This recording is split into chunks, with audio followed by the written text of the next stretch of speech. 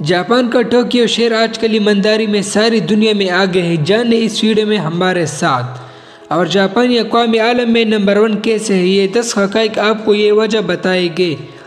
ये हक़ाइक़ तो है बिल्कुल नॉर्मल से और कोई भी इस पर अमल करके अपने और अपने बच्चों की इत्तला कर सकता है। तमाम दोस्तों से अपील है वीडियो को आखिर तक ज़रूर देखेंगे।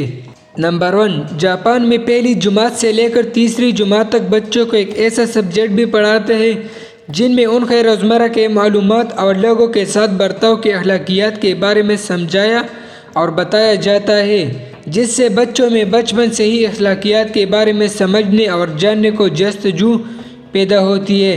नंबर 2, जापान में पहली जुमात से तीसरी तक बच्चों को फेल करने का कोई तस्वर नहीं है, क्योंकि इन छोटे बच्चों की तालीम का मकसद इनकी तरबियत और इनकी शख्सियत की तामीर होती है, ताकि इनकी तलकीन करना और रिवायती तालीम देने या कोई रटे मरवाना। नंबर 3, अगरचे जापानी दुनिया की अमीर तरीन कौमों में शुमार होते हैं, मगर इनके घर में काम काज के लिए नौकर और खादिम का कोई तस्वर नहीं पाया जाता।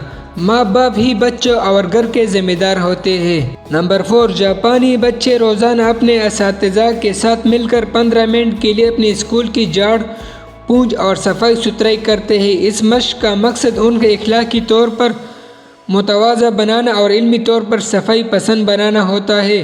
नंबर 5, जापान में हर बच्चा अपना दांत साफ करने वाला ब्रश भी स्कूल साथ लेकर जाता है। स्कूल में खाने पीने के बाद इनसे दांत साफ करवाए जाते हैं। अपने बचपन से ही इनको अपनी सेहत का ख्याल रखने वाला बनाया जाता है।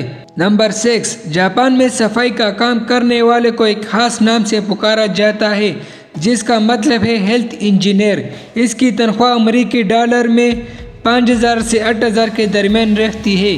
इस मुलाजिमत के लिए उम्मीदवार बाकायदा ज़ुबानी और तहरीरी इम्तिहान पास करते हैं।